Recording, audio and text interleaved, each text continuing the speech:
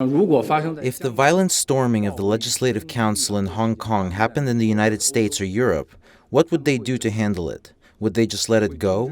We have all seen on TV how the US and European police enforce the law against violent actions. Why do they make carping and irresponsible remarks, hypocritically advocating for the right to peaceful protest and calling for avoiding violence, instead of opposing or condemning it when a similar incident occurred in Hong Kong?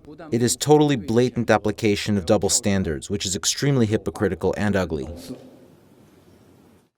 right, to discuss the situation in Hong Kong, we're joined by James Roberts. He's a research fellow for economic freedom and growth at the Heritage Foundation.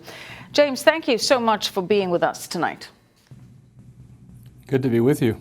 All right, James, we have this ominous warning from Beijing. We also have state media signaling that Beijing may be losing patience here. The Global Times, that is a mouthpiece publication for Beijing, publishing a commentary criticizing the mob-like behavior of demonstrators.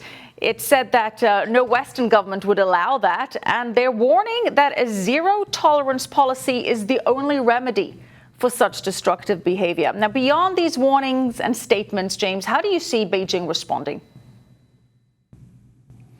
Well, this is very troubling news out of Beijing because these protesters, the peaceful protesters, had every right to be protesting. These are very, very significant changes that Beijing is trying to impose on Hong Kong in violation of the agreement in 1997 when Great Britain handed it over. The two systems was supposed to be maintained for 50 years. Now, a major legislation that would allow extradition of Hong Kong citizens to the mainland. That's a big threat to the security and really the democracy of Hong Kong.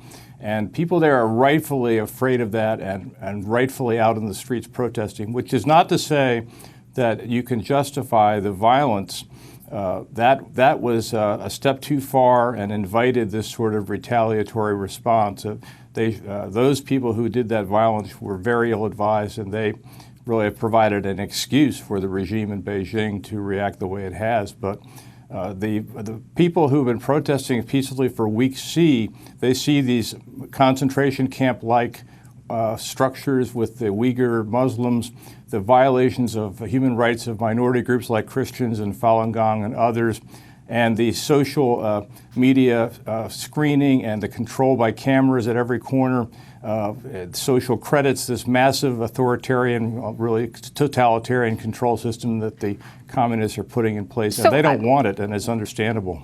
But how do you see Beijing responding if these protests continue?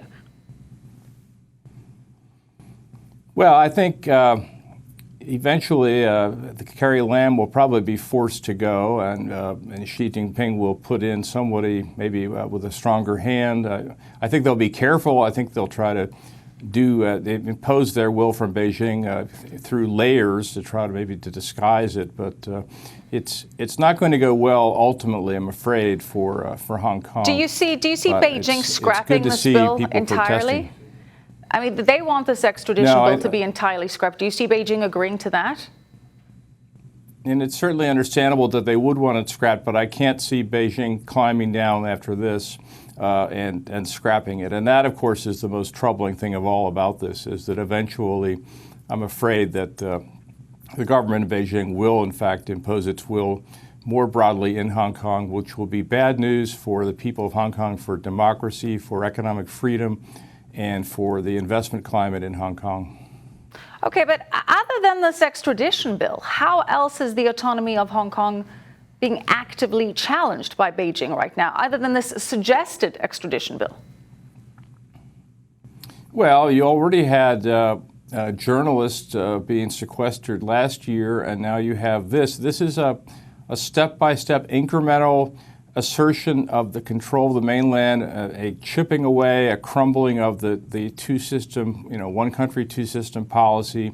So this, and I think rightly seen by pro-democracy, pro-free market demonstrators in Hong Kong as, shall we say, the nose under the tent by Beijing to ultimately completely occupy Hong Kong and make it truly one system, one country. You think that that's the larger goal? In Beijing. You really think that that's Beijing's I long-term do. bigger picture to incorporate Hong Kong back into the Chinese mainland? That's what you would have to conclude from these very dramatic assertions, such as this extradition. I mean, that is clearly not two systems, that's one system, and that's not rule of law, but rule by law, which is how the communists like to operate. All right, James, thank you so much. We appreciate your perspective. James Roberts, a research fellow for economic freedom and growth at the Heritage Foundation.